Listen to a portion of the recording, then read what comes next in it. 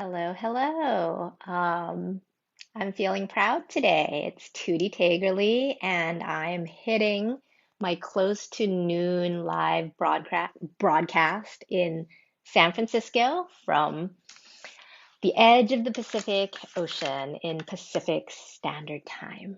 Hmm. Also feeling good because I'm actually made up today after having finished a talk. Just finished a talk for a conference, the Leading Design Conference. But what I wanted to talk about today is to share four different stories on the topic of leading from any position. Because so many people that I work with, especially when I do bigger talks, there's a sense of, well, I'm not a leader. I don't manage a team. Or even if I am a leader, I really don't know how to do it because I've never been trained on this, whereas I might have had years and years of school and training and on-the-job learning for how to do like the craft part of my job. And then I don't know how to deal with all of these relationships. And what if I'm a more quiet leader and I don't follow a prototypical leadership style? And I would say, in the world that we live in, there is a prototypical archetypal leadership style that, at least in the West, we follow. And this is a white male prototypical style where the leader knows what he's doing. The leader's confident. The leader has a vision. The leader has a direction. The leader's very driven. And that's all well and good. There's many parts of that style that I take on myself, but yet that's not the end all be all. There's many different leadership styles, and you can be the style that works for you. So in the first case and story, I've talked to a lot of individual contributors through my career in corporate who feel like there is a career ladder that they want to climb. Um, Even in my last Clubhouse talk about female leadership in tech, there's a ton of questions from women saying, "All right, this is great. I got this. I've been doing my job for 2 or 3 years now. How do I become the manager? How do I make the switch from manager to IC?" And there's a bunch of different reasons for it. For myself, for me, it was like it's the career ladder. It's the next step. It's what makes sense. It's the external sign of success. The next ring is I've been working for a couple years now. I need to manage. I need to lead people. And I'm not saying that there's any right or wrong with it. I'm saying do it.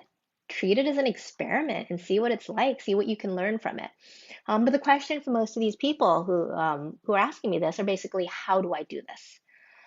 So the main advice and solution that I have is basically start doing it even before you have the title.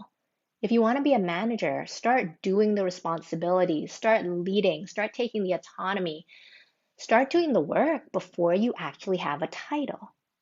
You can step up, run meetings. You can step up and volunteer and say, I want an intern. I want to help work and guide an intern. You can mentor other people in the team. You can put up your hand and say, I want to be the team lead. I want to do this.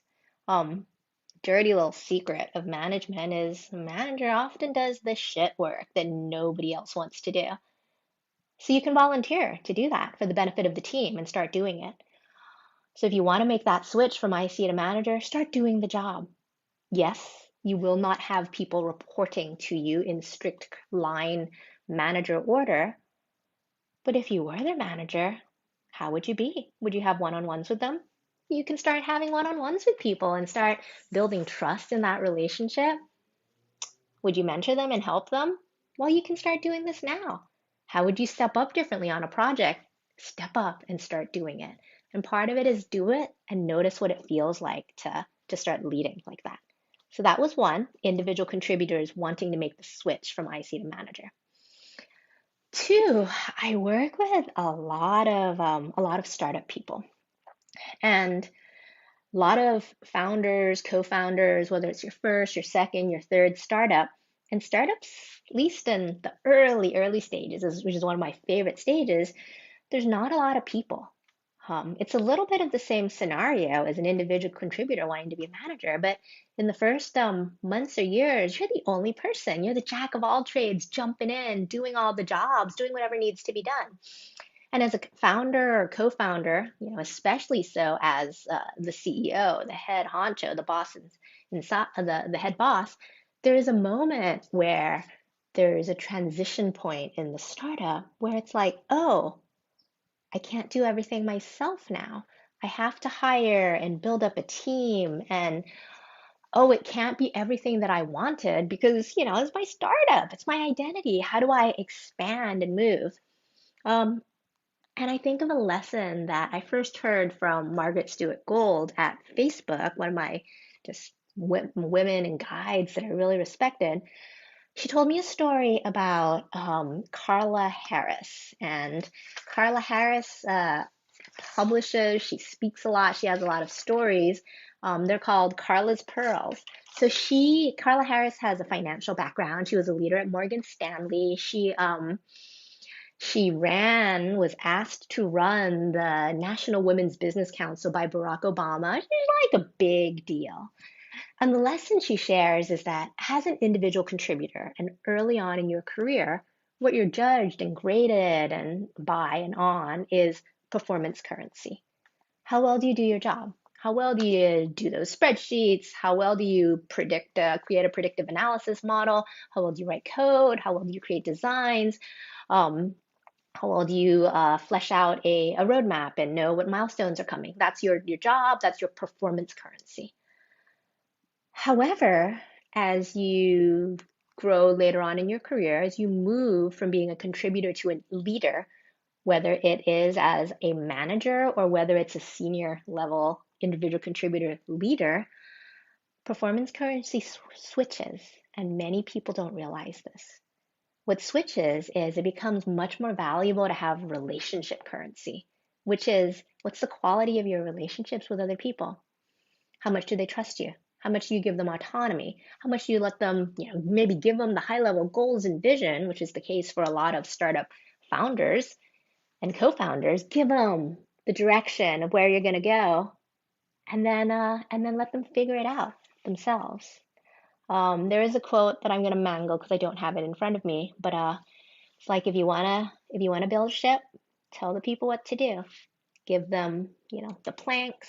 They can start sawing. They can like do all the aspects of building a ship. And that's you telling them this is what you do, this is the performance.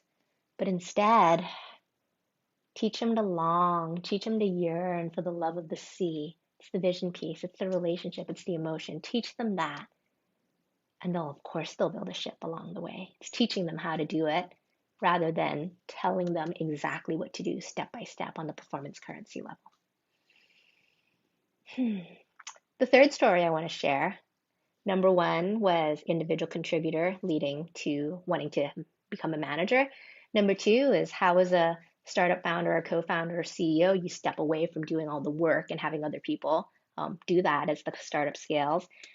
And number three is, what if I'm not this prototypical leader?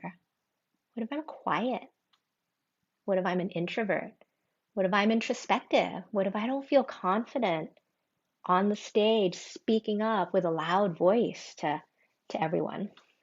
And I work with a lot of quiet leaders, work with a lot of immigrants, women, people of color who may not belong, who have a different cultural sense of what a leader is. And the main tip that I have for people is to build on your strengths, which means lean in to where you feel safe. For a lot of quiet leaders, biggest piece of safety is a one-on-one conversation, a one-on-one relationship. Not yet a small group setting, though that might be the next step. Not yet a company all hands where you're speaking to everyone. Build this muscle, build this skill of talking and inspiring and leading and finding your voice and finding the way that you lead that's unique to you and nothing else. First, lean into where you're safe. Figure out what's working in these safe spaces, likely a one-on-one meeting. And then pump it up, amp it up, maybe by 10%. Maybe take it into a small group setting and try and play with that. Try and play with a louder leadership voice there and see how that works. The other part of lean into where you're safe is that it doesn't all have to be verbal, visual on video. You can communicate a lot with writing. You can communicate a lot with Slack. It's not going to be quite the same. Some of this stuff is going to be async, but you can have clarity of thoughts. You can share your thought leadership with articles and writing. It doesn't have to be in person, on the phone, in or on the video, in a live type of performance. I think Clubhouse has shown us all that there's a different level of intimacy too when it's audio only and not video. Play with all these different areas and figure out which one you feel the safest in and lean into that form of leadership. The last lesson and story that I want to share is one of my clients. She had always been driven. She had always been ambitious. She had always needed to run, get the next gold star, jump on the next gold rung, keep progressing up the ladder. She moved from individual contributor to manager very, very quickly. She was at a company that supported her, and then she left and started somewhere else. Um, but she always felt this drive where she had to keep running to keep up with everyone else. The pandemic and the events of last year was a blessing for her. She felt like everything was going crazy. Everything was kind of on pause because we were all in chaos dealing with the pandemic. And for the first time, she felt a lift, a sense of liberation, a sense that like everyone and everything has gone to hell. 2020 is a bit of a lost year. That she finally felt the permission to be like, hey, wait a minute. Maybe I don't need to run so hard. Maybe I don't need to run so fast. And I can just take a breath, check in, listen to me, and listen to what it is that I really want. Who do I really want to be as a leader? And how do I do this? So the fourth lesson is really leadership starts with me. Yes, that promotion matters. That raise matters. Negotiating for a good salary, all that matters. All that's external stuff.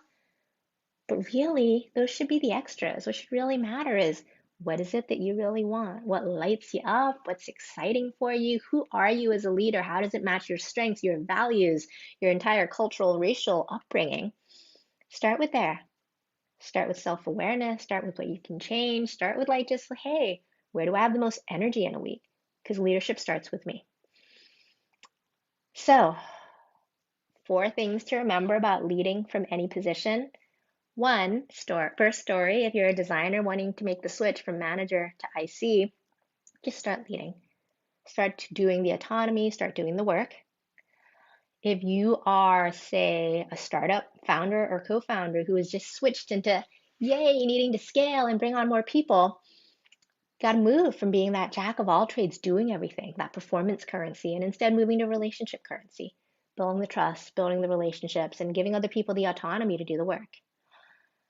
3, if you are a quiet leader, lean into where you feel safe, whether it's written thought leadership, whether it's in one-on-one meetings and conversations. Lean into where you feel safe first. Develop and find your own leadership voice, and then you can push into the other areas. And then lastly, leadership starts with me. Leadership's on the inside. Figure out who you are as a leader for your voice or your values. And these are 4 ways that you can learn to lead from any position. I'm teaching a class workshop with a colleague, Jim Herman, on this. This starts in May. We have early bird pricing, I think, for another 3 weeks. I'll share the links in the comments. All right, bye for now. Thanks.